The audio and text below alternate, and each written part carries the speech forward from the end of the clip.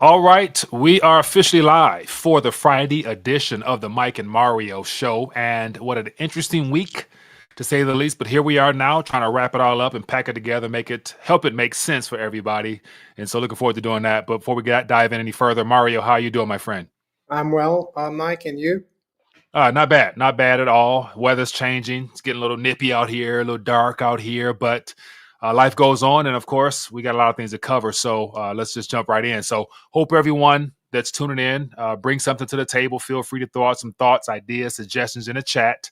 And then towards the end of just going through some of the headlines here, we'll open up and get a little Q&A. And depending on time, might get a couple people to join us on screen. So if you're interested in joining, being a part of the live stream here, definitely feel free to log in. We'll get you a link and you can just let your voice be heard. So, all right, Mario, man. So before we went online, you're talking about the word on the street, or a lot of things you've been putting together about the overall economy and how the probability of things are not doing as well and it's starting to kill over. Let's go into that a little bit because I'm curious to hear. I got some questions I want to ask you. Anyway, go ahead. Yeah, I mean, you can just look at the bond market and how yields have dropped in the last 2 weeks. Hmm. Uh, and that is a signal that investors, speculators, Wall Street expect that things are slowing down. And we're seeing economic numbers. I think I forgot which one was out last week, but they were weak as well. Hmm. Yesterday, we had jobless claims. They were a lot higher than expected. We saw industrial production really weak. And just reading through articles in the papers and everywhere, it looks like, yeah, people are saying now, oh, the central banks like the FT, they were saying the central banks, Bank of England, they need to stop, at least raising rates, which they kind of have. Hmm. But now everyone's clamoring for rate cuts. You sent some articles as well about people talking about deflation. Yeah. And the problem with that, though, is that a lot of these people don't even know what deflation or inflation is. Hmm. And by that, I mean the classical definition. What they mean is that prices have slowed down, the Yeah. rise. And also after CPI this week, it was a tenth lower than expected. And the markets like assume, they were euphoric just because of that. And Yeah. actually, I heard Jamie Dimon say, don't get your hopes up, but it looks like the markets are clamoring for more and more liquidity. And we had also data in the UK today. Retail sales are very weak, and I think it's happening not just here, but all across the board around the Western world. So Yeah. that's the feeling I'm getting, that we're not going to see any more rate hikes, uh, and very possibly rate cuts Mhm. early to mid next year. Yeah, a lot sooner than later. And so just bring some stuff up here. So here is one of the graphs from the Zero Hedge article about core CPI, and ultimately it's still twice as high, or double what the mandate is of 2% as of now. And so at this current pace, I was looking at this little graph here, and we're at that 4%, yada yada, whatever their figures. And so, will there be a reversal downward, or will the thing shoot back up? And how does that play into heading into 2024? Just because at this current moment, things aren't looking good. You talk about a Fed pivot sooner than later. Will this thing, tick back up? Once that pivot occurs, will be the major question. So, what are your thoughts? Well, core CPI excludes food and energy. Hmm. So, yeah, it's dependent on that. We saw that the Biden administration, they sold loads of reserves, Hmm. petroleum reserves that helped prices down. But yeah, things are slowing down now because rates have risen a lot. Mortgage rates have risen, credit card rates. Also, banks are in trouble and they're probably not lending as much. But Hmm. the thing about CPI is that it's so tinkered with. I read an article, you probably saw it, that the Yeah. headline CPI, the health insurance costs that apparently went down 34 or 36% in the last year, which is crazy. It didn't, and so they can put anything they want in there. They said that food prices only went up 3.2% a year. I'm sure it's a lot more. Yeah. But so I guess CPI could go lower. Could it go negative? It rarely ever does. CPI, the growth negative. So I don't see it going much further down, Mhm. and I expect because um, I think was it with you? I think it was with you, or no? It Mhm. was on Sunday. My live stream. I was talking about a Bank of England exercise for a major bond market collapse, which means higher yields, Mm. and and they said we'd blame this on a it would be because of geopolitical thing, and even though the Israel situation is kind of going off the radar a little bit, Mhm. it's still trouble out there. So very we could very easily see oil go back up, not because of the strong economy, but because the Iranians might close the Strait of Hormuz. Mhm. We can see trouble at the Suez Canal, Mm. and energy prices go back up. The CPI could go back up, and the other thing as well, Mike. They might tell us, oh, CPI is not growing; it's 0%, Mhm. year on year. But people feel it and people know it, and they're not going to buy into it. And how do they react? Well, they're going to still keep buying things because they know it's going to keep going up. So yeah, they can fool us for a short time, and that's why I think when I say they're going to reinflate and cut rates, I mean Mhm. they're going to increase credit, and we're going to see M1 and M2 start rising again. Yeah. They dropped in the last year and a half. They've kind of stabilized now, and I think they'll pick up next year. Yeah, and here's a little headline from the tweet you shared or whatever about from Wall Street Journal says the global fight against inflation has turned a corner, and so Yeah, I think it was that's one of the articles that I saw. I saw yeah. the same thing yesterday. One of the columnists in the FT, he's an Uber globalist, saying the same thing. So when the FT and the Wall Street Journal are pushing something, it means that it's probably might. But I think what it will do, it will create a massive asset bubble Hmm. uh, in the next 12, maybe 18 months. Yeah. So here we got consumer prices change. So UK, US, Eurozone. So according to their figures, they've been doing a good job of fighting inflation. But then again, Yeah. further kicking the can down the road and causing more mess that's soon to be determined. So yeah, interesting, man. So we will see. But here's a couple of those other headlines about the word deflation. So Walmart CEO expects to see period of deflation in the coming months. And then we had Kathy Woods predicts the deflation in U.S. next year. And of The course, it thing said is, all this before the Fed pivot type of thing. So yeah, I mean, the thing here is the definition, because since last year, last 18 months or so, since we've had deflation, if you look at the classical definition, M1 and M2, yeah. on a real basis has come down, and we still have had rising prices, which just goes to show how debased the currency is. And these people don't understand deflation. And so I don't want to be arrogant, but I would probably ignore whatever that woman says or whoever talks about deflation. Yeah. What they might mean is like a slowdown in the economy, Mhm. but you can have a slowdown like we're having here in the UK and still have prices rising. So there you go. Yeah. Yeah. And that goes into what we talked about before about stagflation. Stagflation, or I called it what a hyper stagflationary crisis, where Yeah, everything that is could upside happen down, as nothing well, makes sense. where you can have very high inflation, where you have asset prices like come down, but everything that you need, all the basic necessities of life are really expensive. Mhm. All right, so let's keep it moving. What else we got here? So, other news out this week. It looks like more can kicking down the road, and so there was a temporary, Hmm. temporary 60 days, 75 days extension of the spending limit or spending bill. So Biden signs a temporary spending bill to avert government shutdown. And so the question is, how much longer will they be doing these 60, 90-day can kicking mechanisms? Because DC is becoming more and more divided amongst the House and the Senate. So they won't be able to agree on much.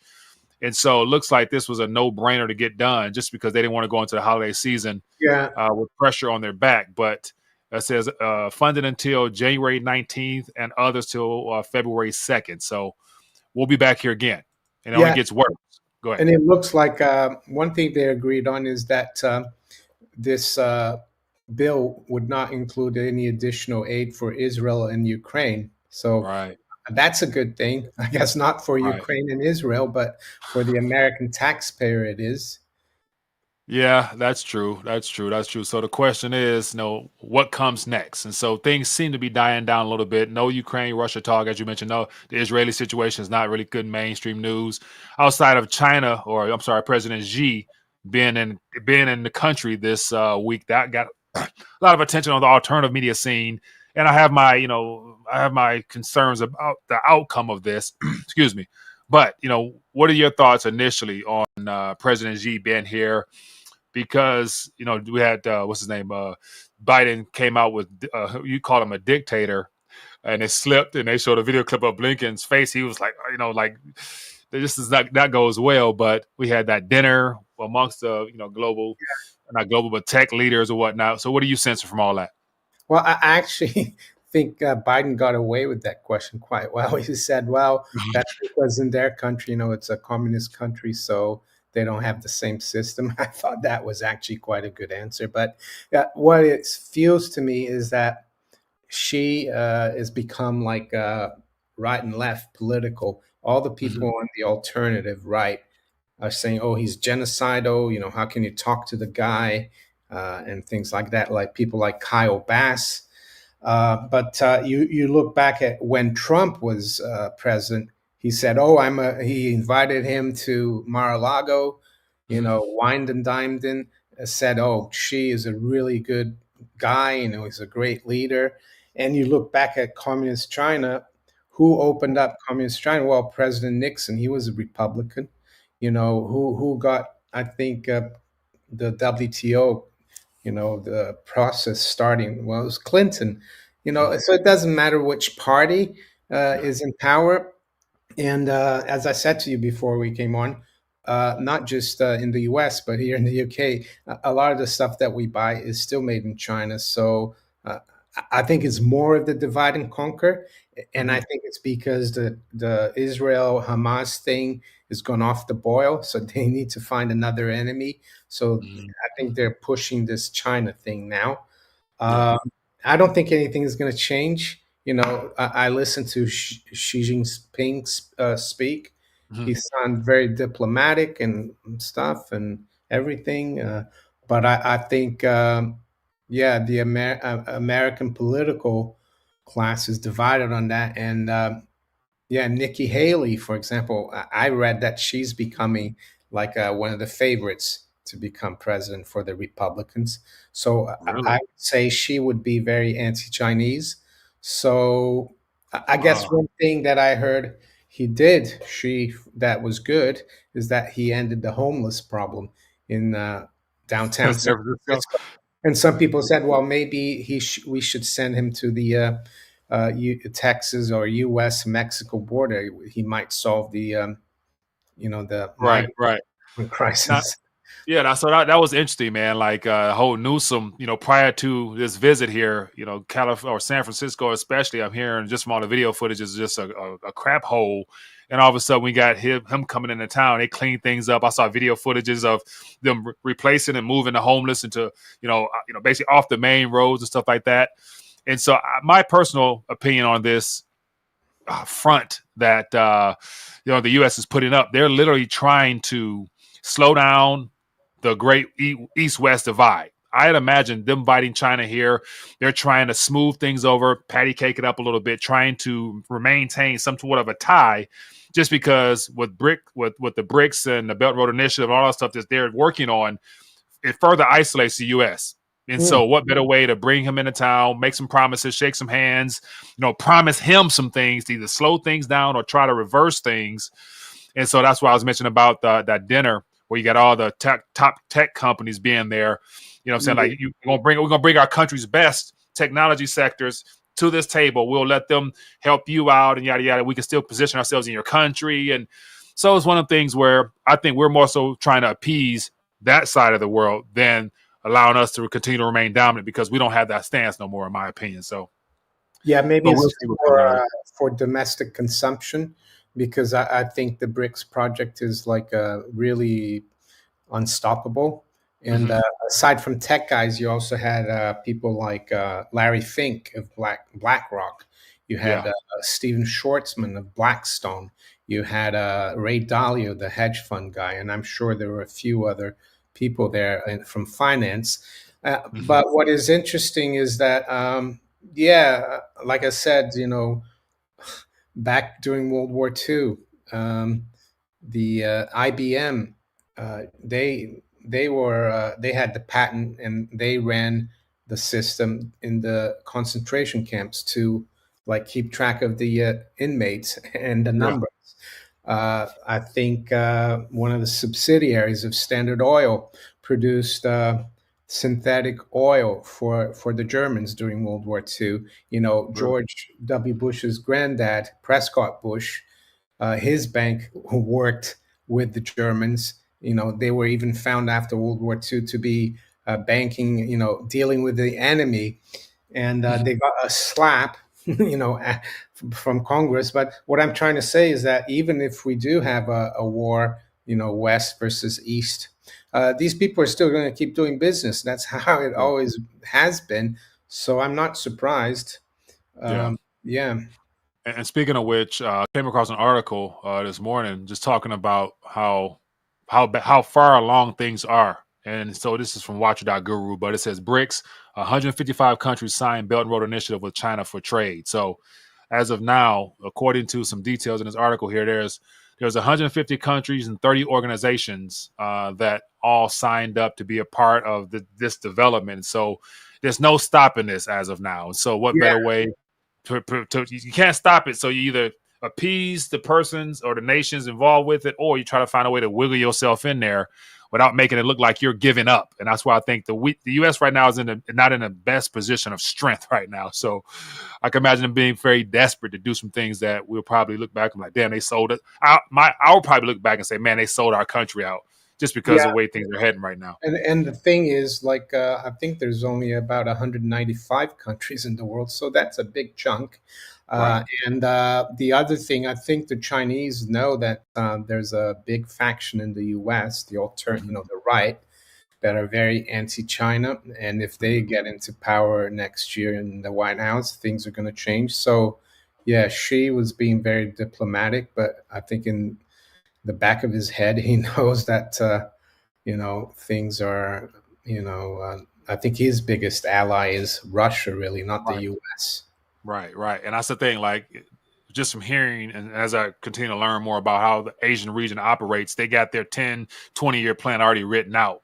And it's good to say they're going to stay on track with that, regardless of what the U.S. throws their way. So, but time will tell. So we'll figure it out. But let's get to some more headlines. What else we got here?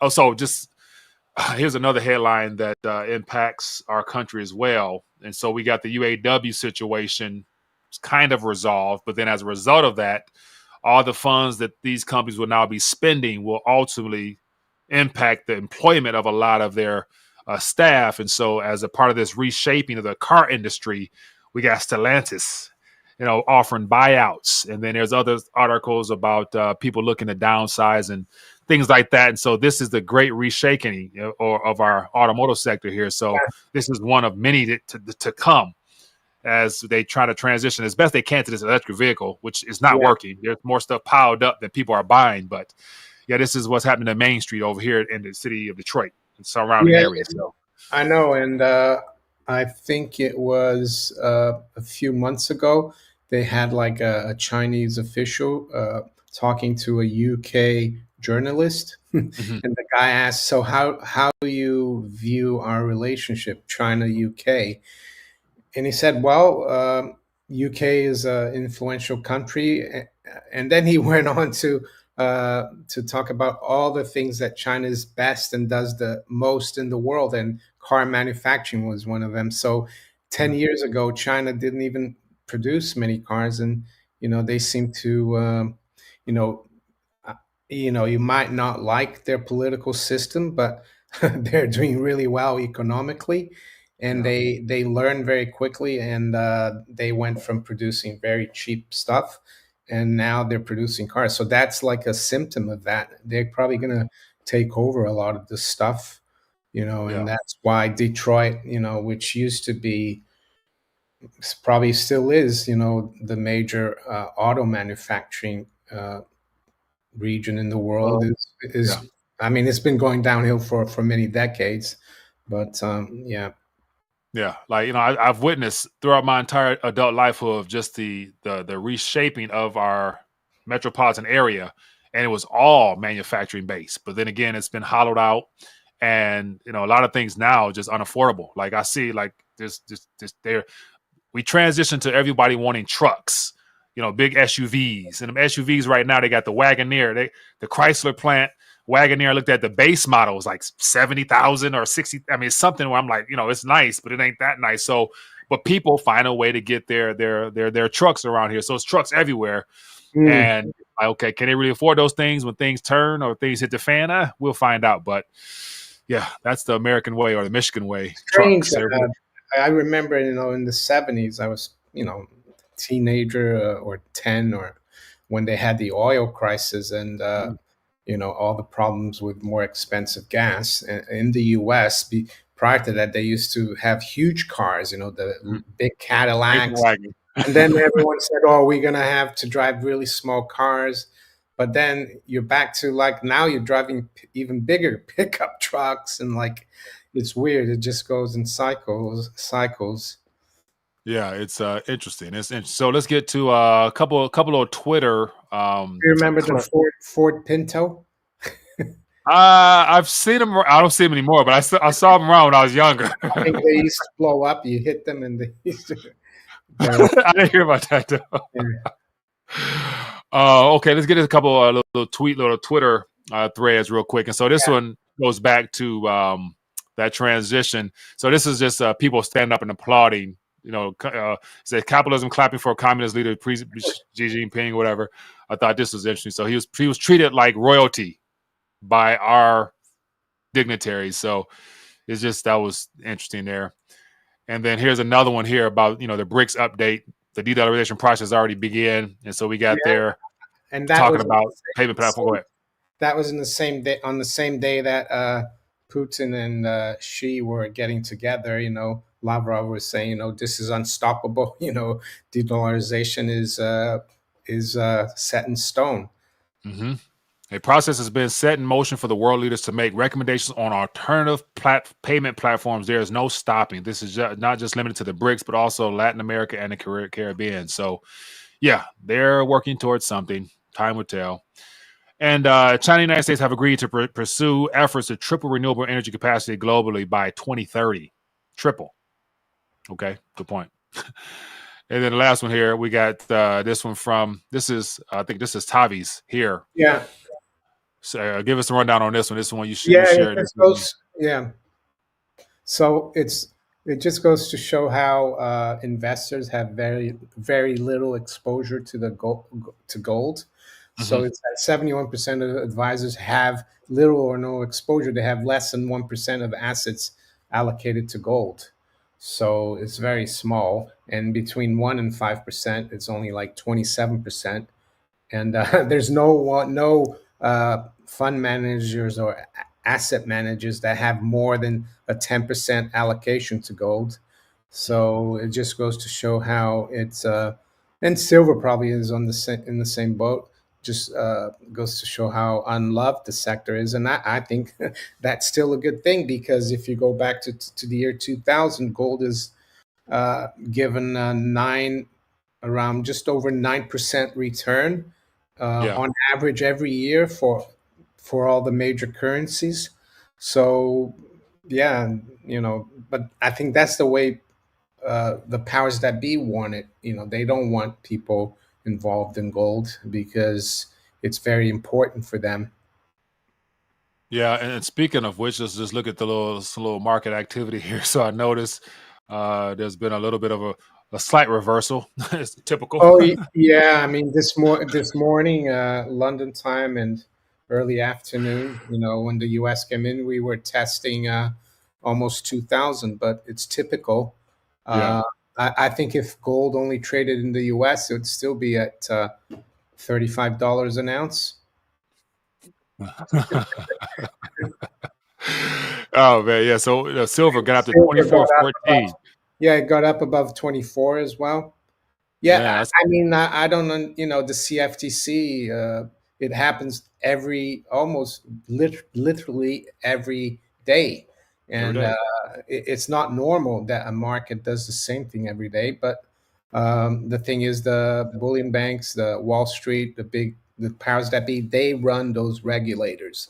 You know, they Right, are not there to help mom and pop with their investments or trading or whatever. It's right, corrupt. right. And they got a lot to lose. If that price breaks out, people will really begin questioning all the paper derivatives and everything in between that they've used to financialize the entire world, and people would start, making some tough decisions, which wouldn't be in their favor. So, all right. So what we got? Let's get into some questions. Let's get into some questions. And so what I want to do is put together a little link for those. We did something last week. I enjoyed it, having a chance to have those who were watching us join us face to face to ask a quick thought or share a comment. So feel free to throw out some questions or anything that caught your attention this week that is worth bringing to the fold. Definitely would love to hear from you guys. And give me a second, and Mario, check and see if you see anything, and I'll put together a link real quick and Yeah, go there's from a question here about ads during live stream is nuts. Someone's there. saying there's ads. I'm not sure. I mean, if there are ads during the live stream. Yeah, so like that's not so outside of just initiating ad revenue, you can they're literally shifting things to their own to where they put ads according to what Yeah, they want. So yeah, it's nothing you can really do about it because Google yeah. won't, Well, and Alphabet want their bread. someone's asking as well, why does Andy Scheckman go on a YouTube channel that promotes buying the Iraqi dinar and Vietnamese dong? Well, I'll answer. I mean, I don't know what Andy Scheckman thinks because it's his own mind, and I've had him on my channel, and we'll have him again. But I haven't seen this video, and maybe the person that runs the channel believes in this Iraqi dinar idea, which I don't. But maybe Yeah, they were just talking about silver and gold. So, but it doesn't mean just because someone believes in something that you can't talk to them about something else. That's how I see things. yeah. What's your view on this? There are a lot of people who believe in this Iraqi dinar thing that they're going to revalue it, but why would they do that? Iraq is like an occupied country still. Right. So when people ask me that same question, I just mention the fact that at this current moment, all fiat currencies are in the same boat. Every government issues those debt instruments. They're all trying to save their own behinds. Therefore, they're not going to put more value back into your pocket.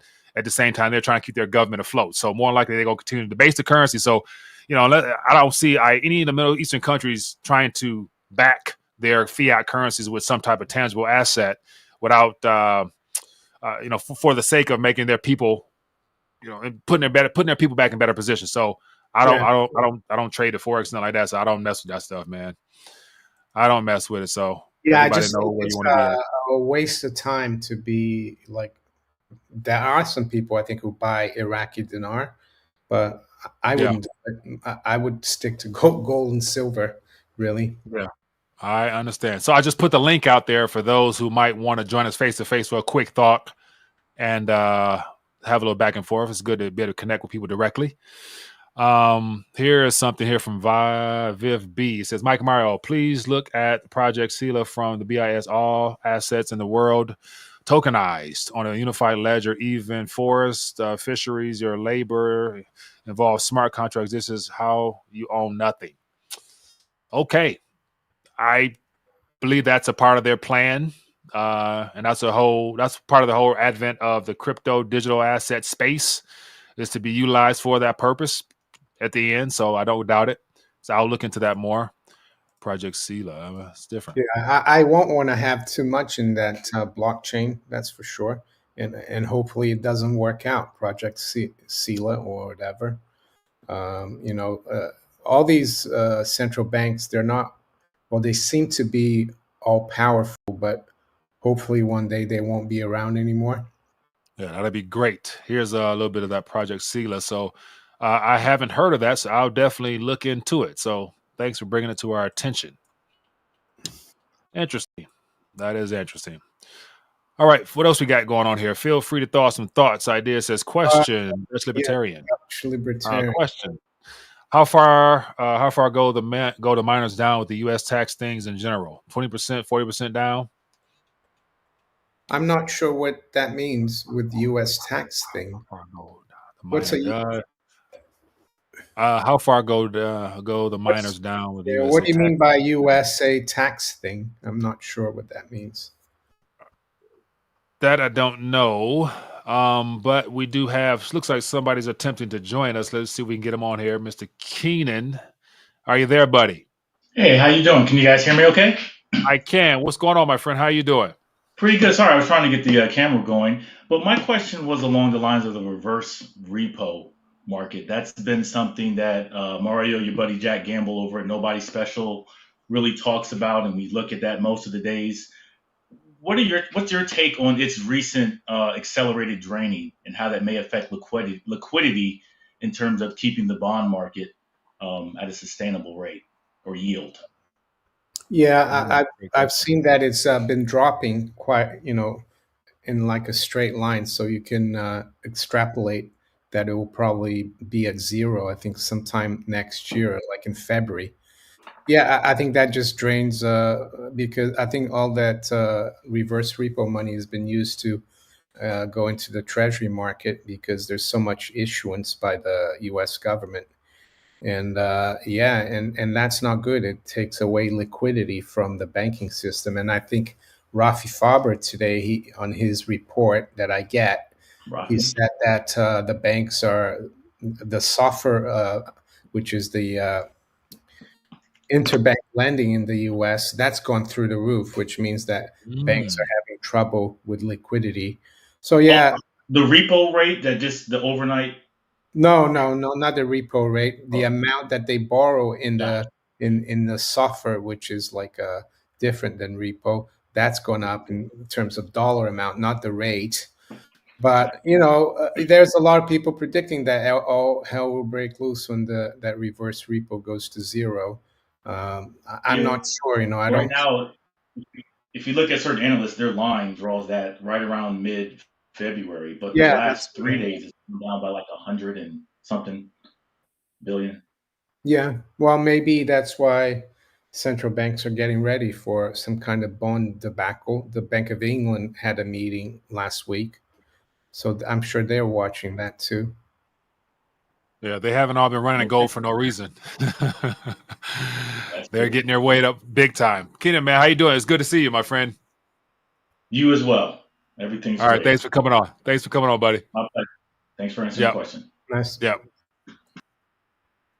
Good stuff. Appreciate you, Kay.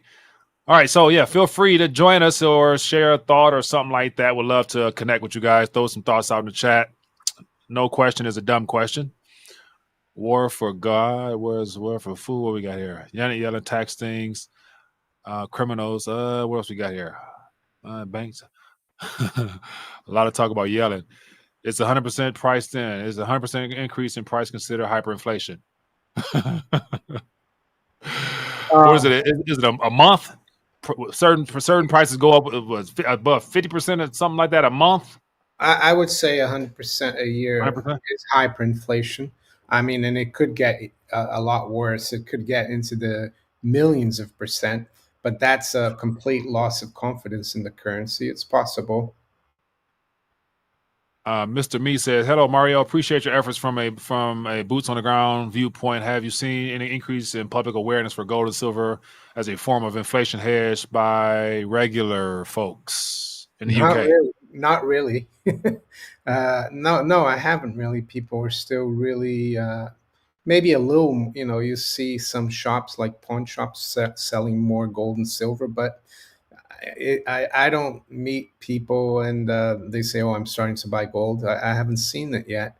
I've noticed. I don't listen to the radio too much, but when I'm driving the car, I put the news program in the radio, and sometimes I get an advert from a bullion company on the radio. So yeah, I think it's nowhere close to the crypto craze. I would say that we have.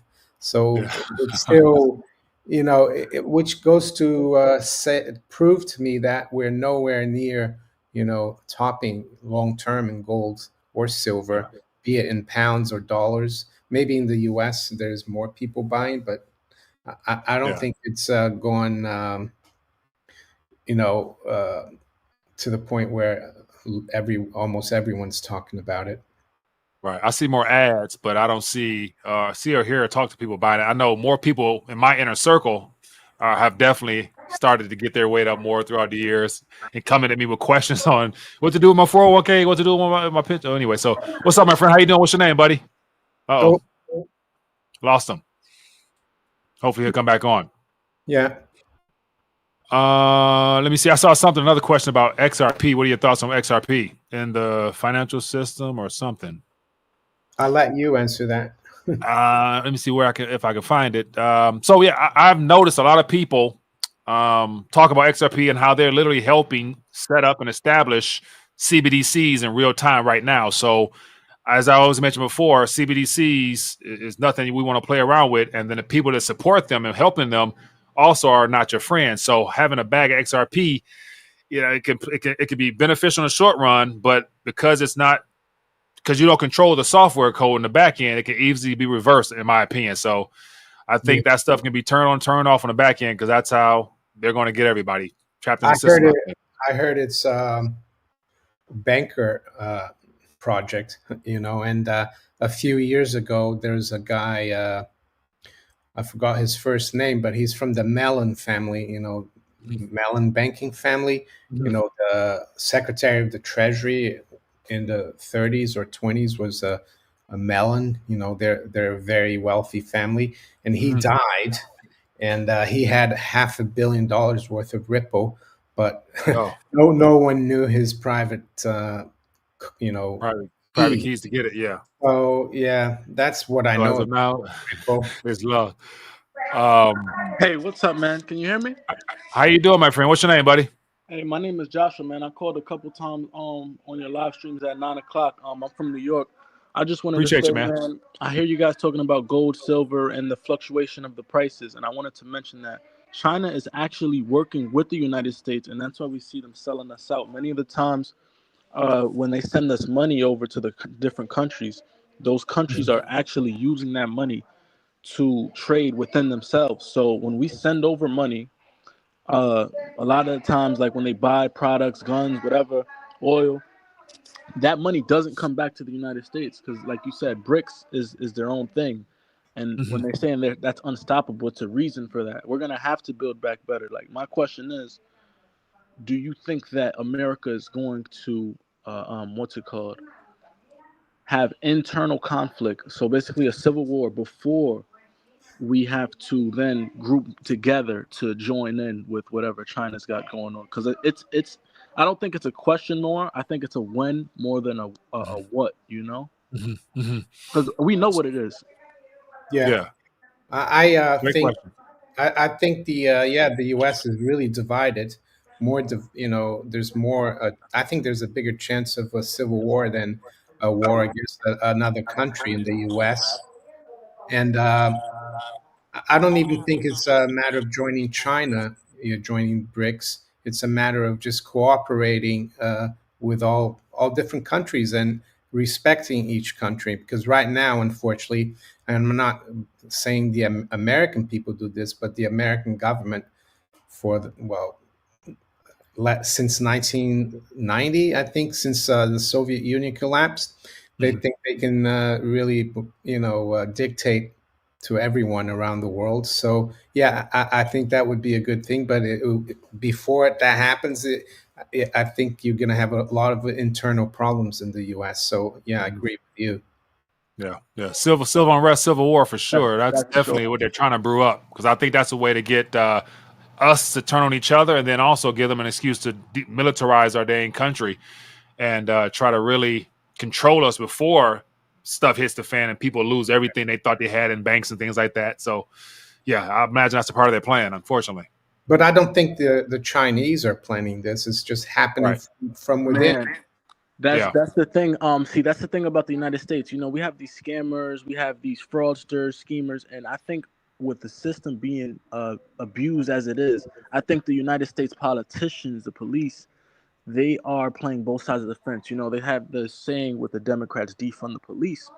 But in reality, when you do that, people are let out, and the same people that's being let out are the ones that are crashing the system in essence. So I think what the top politicians are doing is they're wanting to allow the system to crash so that the bailout leaves us with no option but to submit and let our privacy and whatnot be taken. But like I said again, I think it's more so the when. I think the United States is scared right now. I think they're pulling the cards in which they're saying, all right, have mercy, China, have mercy, Russia, because they know that the Eastern countries, they've never liked us. You know, they kind of say that the United States plays the police of the world, and I'm starting to think that how can you play the police when you started off as the bully? You know? Well, the other thing as well, though, I'm not sure whether the Russian people hate Americans because did you know that the Russians helped the Union during the Civil War? They put like ships, naval ships in New York Harbor and San Francisco, and if it wasn't for the Russians, I think the UK and France would have helped the South. So people have short memories. I think it's just like the deep state in Russia and China and the US fighting each other. The people of all the different countries, I think we're friends, and that's what we need to focus on. Yeah. Well, hey, Josh, appreciate you, my man. All right, man. Thanks for Thank joining you. us. Thank you. Great insight, young man. Someone said Marcus callers Aurelius. describing the policy of George Soros. That's a good point. Right, Yeah. good point. And also, speaking of which, I got. I'm not sure. Are you familiar with Controller Garks? No. It just came out Tuesday, so I That's got good. got me a copy. Well, who's the author? It's Seamus Brunner, Oh, Seamus Brunner, yeah. and so I did like a little video on it yesterday just to thumb through it, and it got a This lot is of interesting the numbers. latest book I got, Inflationary Fairies. This lady contacted me, and she homeschools. She homeschooled her children, and she's really knowledgeable about inflation. She's written a book that's more fun to read and Yeah, explains inflation. So I really. just I have to read it. If Bet. Yeah, yeah. yeah, I look, want to that's her let me know name, how that goes. Stephanie Peterson. Stephanie Peterson. Yeah, let me know how that goes. I'm curious. I need to get her on my channel. She's interesting. Good deal. We got to see more questions, but ES has got a question, I think, there for me. yes, Mario, you had a call this morning with someone and no issues. What happening with these guys? Don't sign up for a live stream if you don't have a quiet spot. Super distracting. Sorry? I have no idea. Mario, you had a call this morning with someone and no issues. Don't know. I think I had Clive on it wasn't a live stream, it was recorded. Mhm. So I'm not sure what issues he's talking Sign up about. if you don't. Don't know, buddy. P.S. Be more specific as to what you're referring to. Yeah. What else we got here? March 2024, whatever. Hyperinflationary. Joseph says, is the hyperinflationary or deflationary financial collapse more likely? Thank you, Mario, for identifying the great taking book and your review on the book last week. I don't know. I think eventually everything will collapse, but we could have, you know, yeah, it's difficult to say. I think it's going to get inflationary first, and then if they don't keep inflating, it could collapse. So it's difficult Yeah. to say. Medical 64 says Charles gave French financial guru who is a gold bug says when nuclear fusion works, gold will go to zero. Good, that's fine. It's possible, but we got a long way between now and then, I think. I'm not sure why that would be the case. People still value gold. I've heard of this guy Charles Gave or Gav. I'm not sure he's a guru, but and I mean nuclear fusion. Yeah, I mean, does he think that energy will be free? But I think human beings, they always have conflict with each other. You know, who's it going to benefit nuclear fusion? So I don't know.